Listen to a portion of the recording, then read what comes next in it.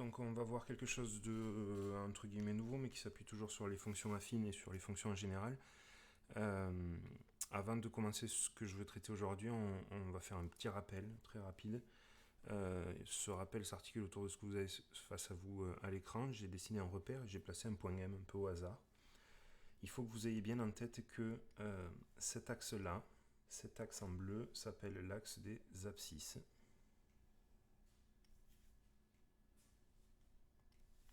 Donc ici, on a l'axe des abscisses. Et l'axe en vert s'appelle l'axe des ordonnées. Alors, il n'y a pas à comprendre, c'est juste à savoir, mais vous devez le savoir. Cet axe-là, c'est l'axe des ordonnées. Le point M qui est placé ici, il a deux coordonnées. Il a la coordonnée sur l'axe des abscisses, qu'on appelle coordonnée X, et on a la coordonnée sur l'axe des ordonnées, qu'on appelle en général la coordonnée Y, et c'est celle qui renseigne de la valeur de la fonction. Ce qui fait que mon point M, je peux résumer ses coordonnées en mettant la coordonnée de X, point virgule, la coordonnée de Y. C'est ce qu'on avait vu ensemble en 5e il y a longtemps, qui est resté un peu en transparence tout le long. Et appliqué aux fonctions, pour nous, on aurait le point M qui a pour coordonnée X, et à la place de Y, on met f de X, le résultat de la fonction. Mais c'est juste une différence de notation. Il y a une équivalence très forte entre ces deux notations-là, et on va arriver à jongler avec les deux. Donc, si on s'appuie là-dessus, si on comprend qu'un point, il a deux coordonnées, une coordonnée X et une coordonnée Y, et que Y correspond au résultat de la fonction, on va pouvoir arriver à se poser des questions à partir de maintenant, qui vont tourner autour de savoir si un point appartient à une droite ou appartient à une fonction. Donc, on va faire juste un exercice. Normalement, le cours d'aujourd'hui va être relativement rapide et vous aurez une application quick à faire pour lundi. Donc, je vais vous afficher un exercice.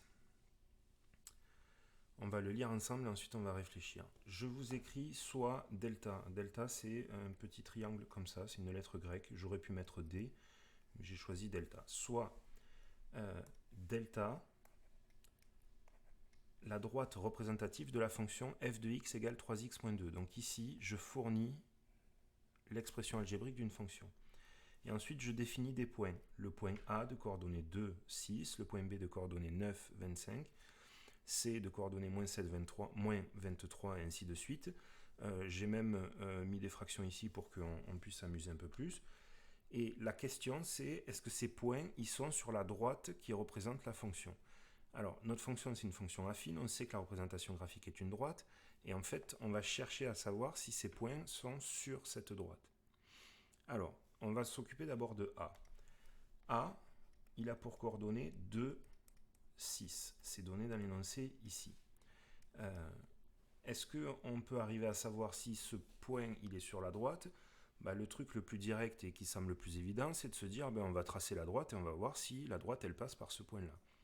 Donc pour éviter d'avoir à le faire là devant vous, j'ai tracé la droite à l'avance et la représentation graphique est ici.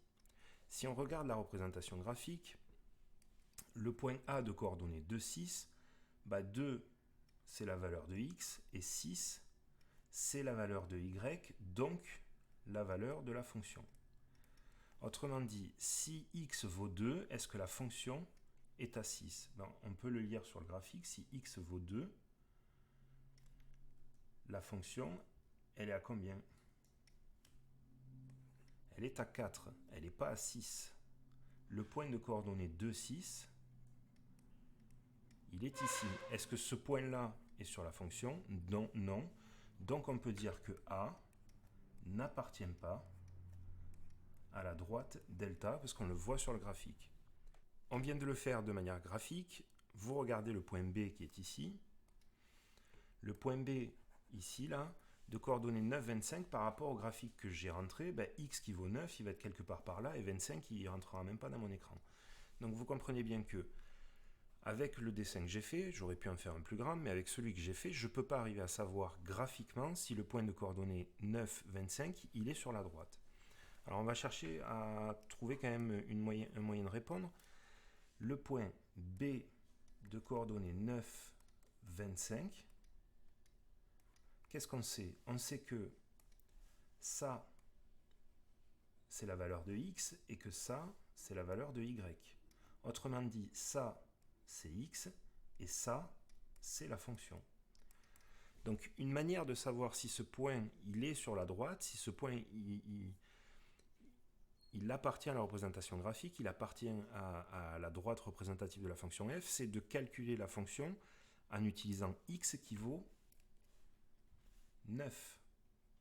Donc en fait, ce qu'on pourrait faire ici, c'est calculer l'image de 9, voir si l'image de 9 vaut 25, et si l'image de 9 c'est 25, ça veut dire que le point est sur la droite. Si je trouve un autre résultat, le point n'est pas sur la droite. Avant de faire pour le B, je vais refaire un petit retour en arrière sur le A. Si jamais je n'avais pas eu le graphique qui est ici et que j'avais dû faire le A avec le calcul, x est égal à 2. Donc, c'est ce qui est noté ici avec A.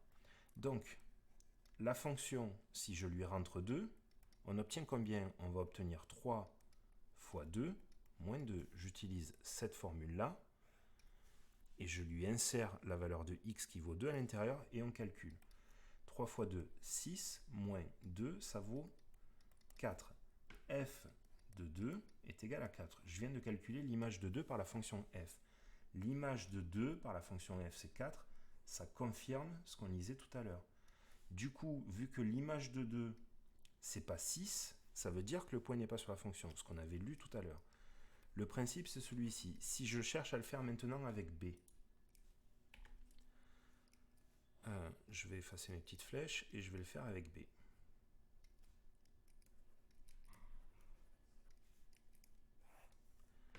B, il a pour coordonnées, je viens de l'écrire, 9, 25. X, d'après les coordonnées de mon point, il vaut 9. Donc on va calculer l'image de 9. On va remplacer x par 9. Donc ça va faire 3 fois 9 moins 2. 3 fois 9, ça vaut 27. Moins 2, ça vaut 25. J'ai donc l'image de 9 qui vaut 25. Est-ce que ça correspond à mes coordonnées de mon point telles qu'elles étaient fournies? Oui, si x vaut 9, la fonction vaut 25. Donc, le point B appartient à la représentation graphique de la fonction que j'ai appelée delta. Le point C de coordonnées moins 7, moins 23.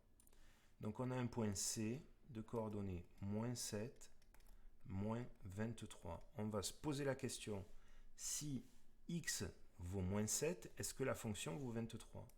Donc x est égal à moins 7.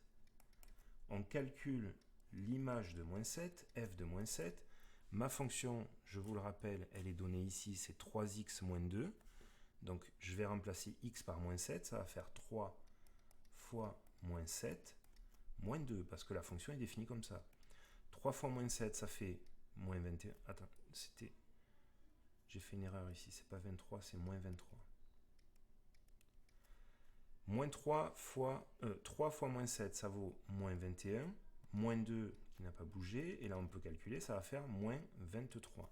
Donc, f de moins 7, l'image de c moins 23, donc c qui a pour coordonnées moins 7, moins 23, c appartient à la droite représentative de la fonction f delta.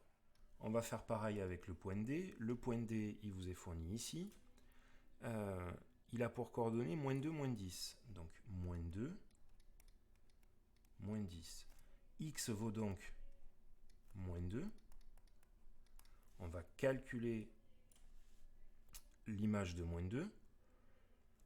On peut écrire la phrase comme ça ou pas, Vincent? Tu parles de ça? Oui, tu peux l'écrire comme ça, oui. C'est des abréviations mathématiques qui sont admises par tout le monde. Donc n'importe qui a fait des maths, ton prof de cette année, ton prof de l'année prochaine ou n'importe quand, saura lire ça de la même manière que ce que je te le dis là.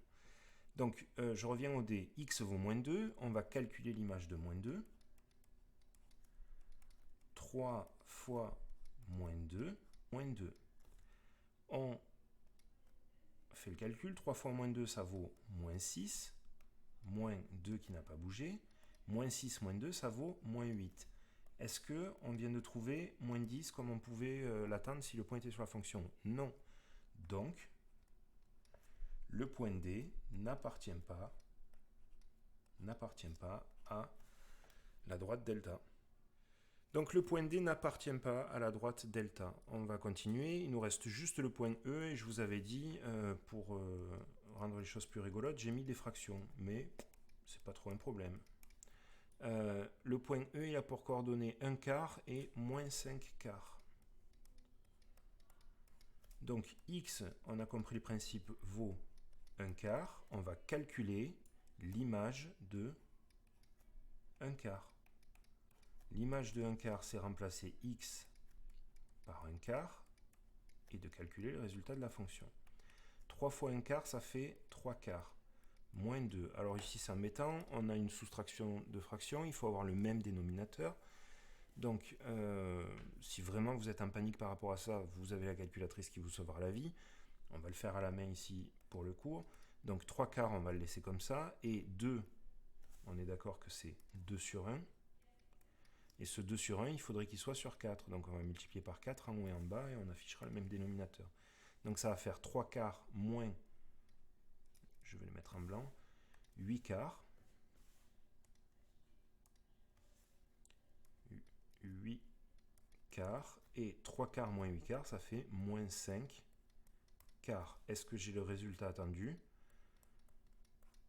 Quand x vaut 1 quart, la fonction vaut moins 5 quarts. Donc mon point E, ici, il appartient à la droite delta. Donc, E, je fais bien attention de faire un E, et ici, je fais bien attention de faire un appartient. C'est pas tout à fait, soyez rigoureux là-dessus. À la droite delta, et c'est fini.